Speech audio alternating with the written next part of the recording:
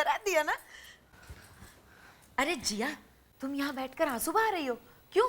अपने आंसू पोंछो, मैं तुम्हारे लिए खुशखबरी लाई हूँ। पूछो क्या? अच्छा मैं ही बता देती हूँ। अभी अभी पुलिस स्टेशन से फोन आया था। पता है जिन लोगों ने तुम्हें किडनैप किया था ना, उनमें से एक किडनैपर पकड़ा गया है। देवर जी तो कह रहे थे कि तुम भी जाओगे पुलिस स्टेशन उसे पहचानने के लिए।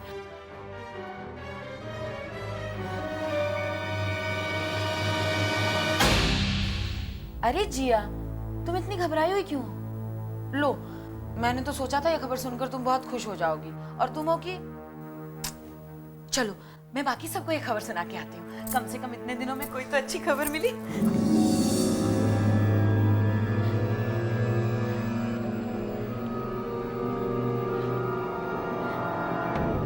देखो शेखर, मैं इस केस को और परस्यू करना नहीं चाहता हूँ।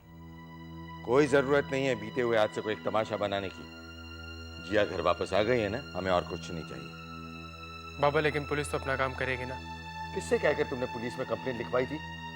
कम से कम एक बार मुझसे तो पूछ लिया होता। बाबा आप ऐसे कह रहे हैं? हमारे साथ इतना बड़ा हादसा हो गया और आप चाहते हैं कि हाथ पर हाथ धरे बैठे रहे? हादसा सिर्फ तुम्हारे साथ नहीं, हम सबके साथ हुआ है। उस हादसे के जख्म जो धीरे धीरे भर रहे हैं ना, इस इन्वेस्टिगेशन, इस इंक्वायरी की वजह से और उभरेंगे।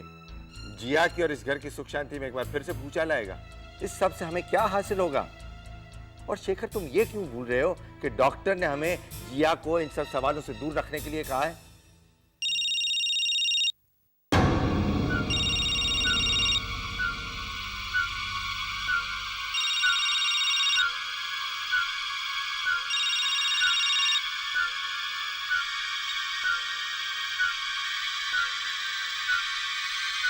हेलो, कैसी हैं आप?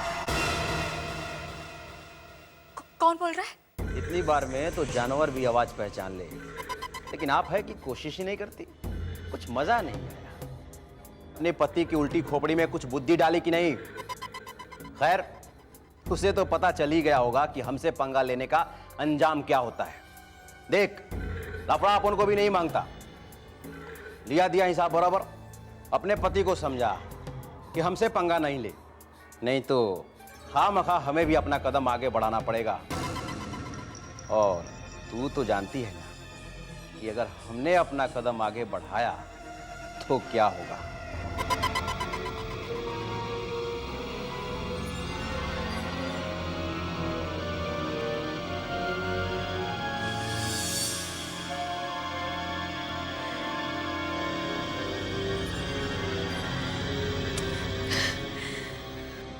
यकीन ही नहीं कर पा रहा हूं कि इतना बड़ा हादसा होने के बाद जिया ने कैसे मुस्कुराते हुए आरुषि की शादी के सारे काम निपटाए।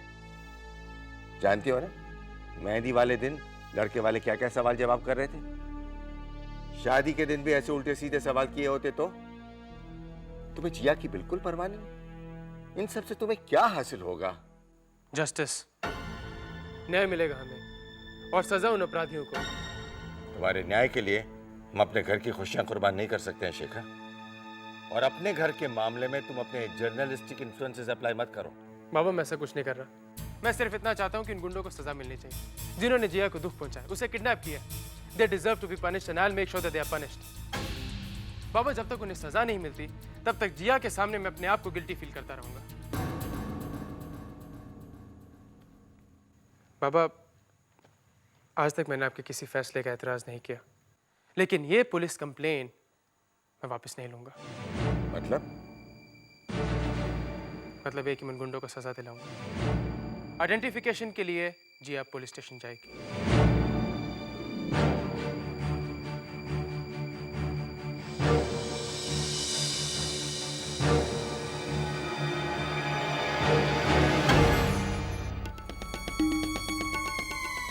जब इंसान का दिमाग बटा होता है ना, तो वो घर की उन्हीं चीजों से ठोकरें खाता है जिन्हें शायद वैसे वो अंधेरे में भी टोले।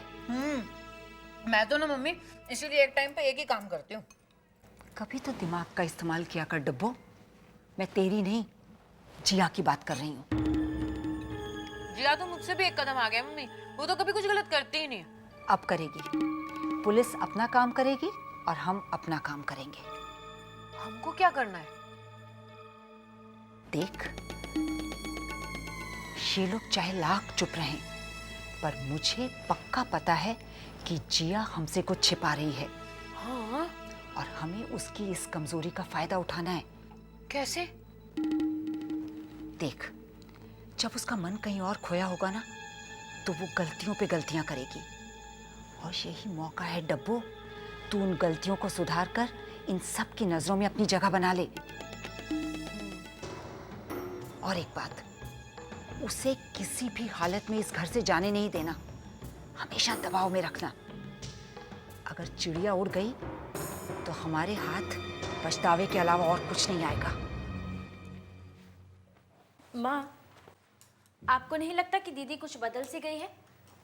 अब देखिए ना, हम लोग यहाँ पर हैं और वो अपने कमरे में, मानो हम भी कोई पराये हैं। बेटा, उसे धक्का भी कितना गहरा लगा है। इतना बड़ा हादसा हुआ उसके साथ, मौत के मुंह से लौटी है वो।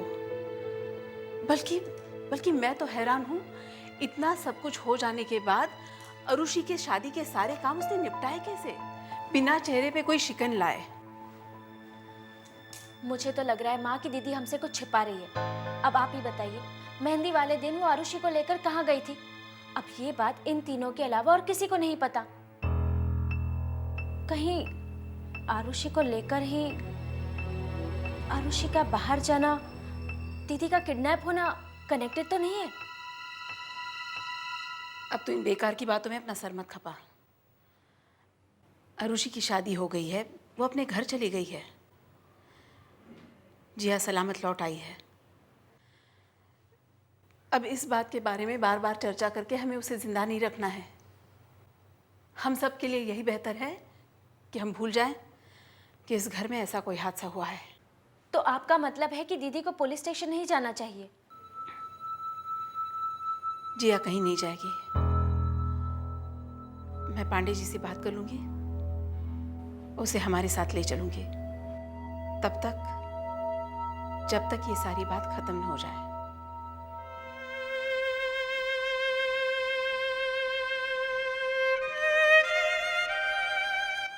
क्या बात है जिया, तुम अकेले बैठी हुई हो? बहुत परेशान लग रही हो तुम। शेखर, मुझे तुमसे एक बात करनी है। यही ना कि तुम पुलिस स्टेशन नहीं जाना चाहते, यही कहना ना जिया? जिया, मैं जानता हूँ कि तुम बहुत घबराई हुई हो। इतने बड़े हादसे के बाद तो कोई भी घबराएगा। बस एक बार वो गुंडे पकड़े जाए तो तुम्हारा डर कम हो जाएगा। जिया, मैं जब भी तुम्हें देखता हूँ ना, मुझे लगता है कि तुमने बहुत हिम्मत का काम किया। आरुषि पर आने वाले खतरे को जिस तरह तुमने चुपचाप अपने सिर पे लिया, Hats off to you. जिन गुंडों ने तुम्हें इतना रुलाया, इतना तंग किया, इतना परेशान किया, मैं उन्हें नहीं छोड़ूंगा।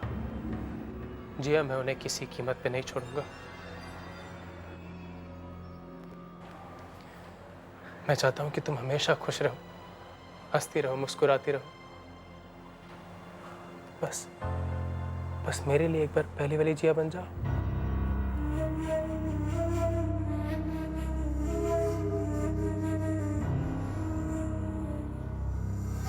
शेखर, अरे माँ जी, आप आइए, बैठिए ना। बेटा, बैठिए। हाँ, अच्छा होगा तुम दोनों एक साथ ही मिल गए। मैं बात करना चाहती थी। हाँ जी, कहिए ना। मैं सोच रही थी, जिया कई दिनों से हमारे यहाँ आई नहीं है, तो क्यों ना हमारे साथ हम जिया को ले चलें, उसका भी दिल बहल जाएगा। अरे माँ जी, इसमें इतना सोचने की क्या बात है? दोनों घर अपने हैं, आप जब चाहे जिया को ले जाए। क्या कह रहे हो देवर जी? कुछ समझ भी रहे हो? वहाँ जिया की जान को कितना खतरा है। यहाँ तो नौकर चाकर हैं, चौकीदार हैं, हम हैं, वहाँ तो कोई भी नहीं है।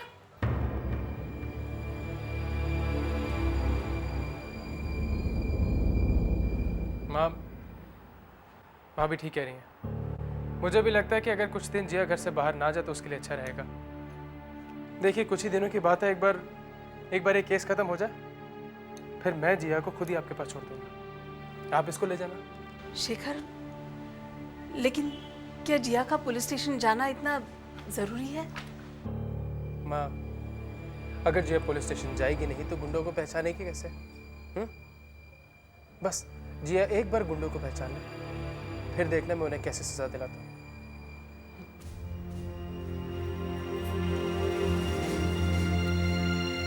लड़का किसी की मानता ही नहीं। तुम बिल्कुल ठीक कह रही थी रुक्मणी, किसी जर्नलिज्म में नहीं भेजना चाहिए था। अरे एक ऐसी लड़ाई लड़ रहा है जिसमें पता ही नहीं है कि सामने वाला है कौन, बस भूत सवार है। बेटे समर, अब तू ही उसे समझाने का बात को यहां दबा दी। घर की इज्जत पुलिस स्टेशन और कोर्ट में चर्चा की चीज तो है नहीं। बाबा, इस हादसे से शेखर बहुत हर्ट हुआ है। कहीं ना कहीं वो इसे पर्सनल फेलियर मान रहा है। फिर भी बाबा, मैं समझाऊंगा उसे, और इस बात से आरुषि की जिंदगी पर भी इफेक्ट पड़ सकता है। अभी नई नई शादी हुई है, नया नया रिश्ता जुड़ा है। अगर उन लोगों को इस बात का पता चलेगा तो क्या सोचेंगे वो लोग? अरे मैं भी वही समझाने की कोशिश कर रहा हूँ, लेकिन यहाँ छोटे साहब को न्याय और पत्रकारिता के आदर्शों का भूत सवार है। उन्हें बात समझ में आए तब। बाबा, आप परेशान ना हो, मैं उसे समझाने की कोशिश करूंगा। मुझे तो लगता है कि हमें जिया से पूछना चाहिए कि उस दिन वो कहाँ गई थी, आखिर हुआ क्या था। अरे रुक्मिणी, इसमें पूछना क्या है? जिया आरुषि के लहंगे की फिटिंग के लिए गई थी। जल्दी जल्दी में वो लहंगा भूल गई और इस सब के बीच में ये हादसा हो गया। अब हम सब जानते हैं कि शेखर की वजह से ये सब कुछ हुआ। शेखर की वजह से उसे उठा कर ले गए वो लोग। अब मधुमक्खी के छत्ते में हाथ डालोगे तो वो काटेगी कि नहीं? पता नहीं कैसे लोग हैं, गुंडे मवाली हैं, कुछ भी कर सकते हैं। अब पुलिस और कोर्ट कचहरी से बचने के लिए कुछ तो करना पड़ेगा। अब जो कुछ भी करना है शेखर को ही करना है। उसे तो इस बात का भी अंदाजा नहीं है कि उसकी वजह से बेचारी लड़की की जान जा सकती थी। उसे तो सिर्फ अपने केस की पड़ी, पता नहीं कौन सा गोल्ड मेडल मिलना है। बेचारी जिया अभी तक उस हादसे के सदमे में ही है। वही तो, गुंडों का पकड़ा जाना, पुलिस की पूछताछ, ये सब से उसको और सदमा लगेगा। ये बात शेखर के दिमाग में क्यों नहीं आ रही? मेरी तो कुछ समझ में नहीं आ रहा।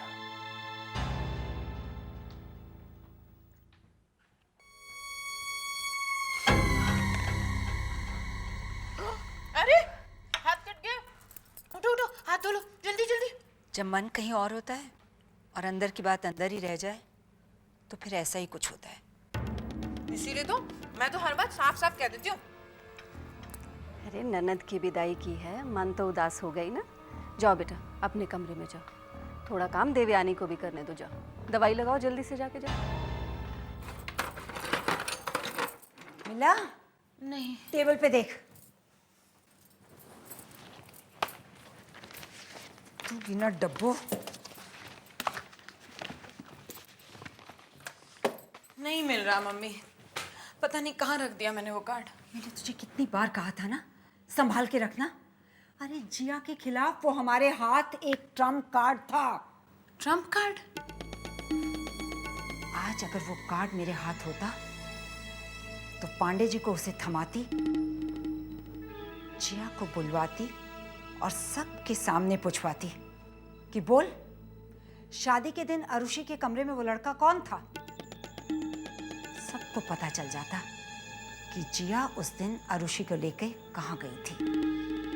और ये जो घर में जिया की महिमा गाई जाती है ना, सब ठीक हो जाता। सबको पता चलता कि तुझे इस घर की इज्जत की कितनी परवाह है, लेकिन तूने तो अपनी लापरवाही से सारा मामला बिगाड़ दिया। अरे डब्बो, मैं चाहती हूँ कि अपने यहाँ रहते हुए तुझे इस घर में वो पोजीशन दिलवाऊं जो जिया की है, और उसके लिए सबसे सही यही वक्त है। अरे चुस्त बन, चौकन्नी रहे और सोच कि जिया को कैसे पटकनी दी जाए।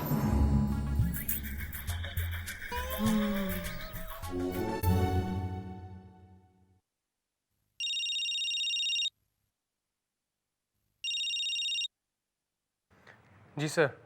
क्या बात है शेखर, अपनी बहन की शादी का बहाना करके तुम तो एकदम गायब ही हो गए। बहाना नहीं सर, वो वाइंड अप करते करते थोड़ा वक्त लग गया। I know. But Shekhar, we have to get back on the case. जानता हूँ सर। सर मैं कल सुबह जल्दी ऑफिस आ जाऊंगा और वापस इस केस पर काम शुरू कर दूंगा। ओके।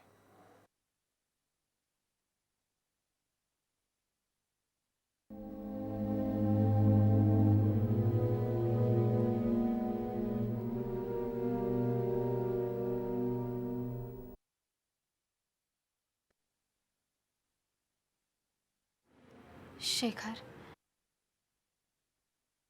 हाँ जी।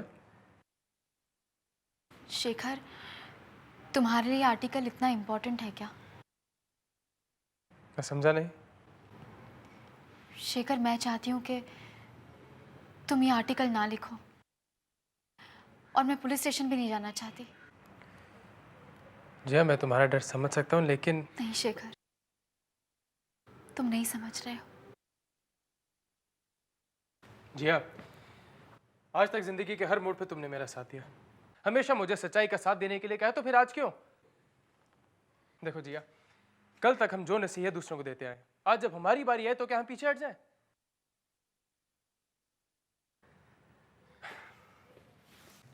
जिया, इस वक्त मुझे तुम्हारी मदद की जरूरत है। उन्होंने गुनाह किया है और उन्हें सजा मिलनी ही चाहिए। मैं उन्हें सजा दिलाऊंगा और तुम्हें मेरा साथ देना ही होगा।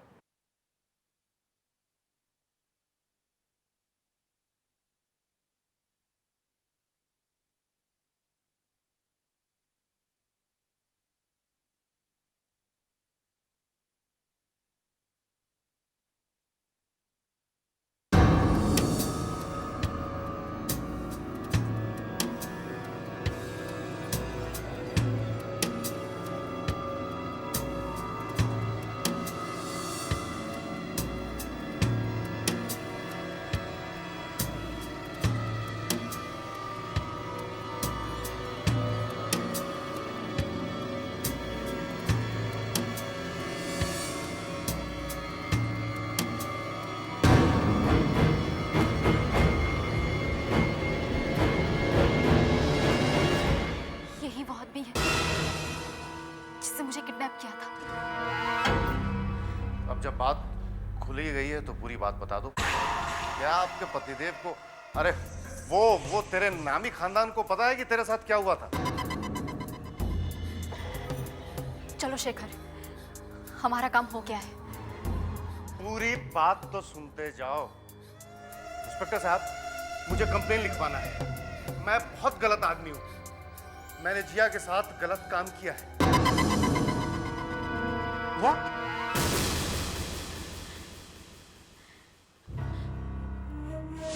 नहीं, मैं पुलिस स्टेशन नहीं जाऊंगी।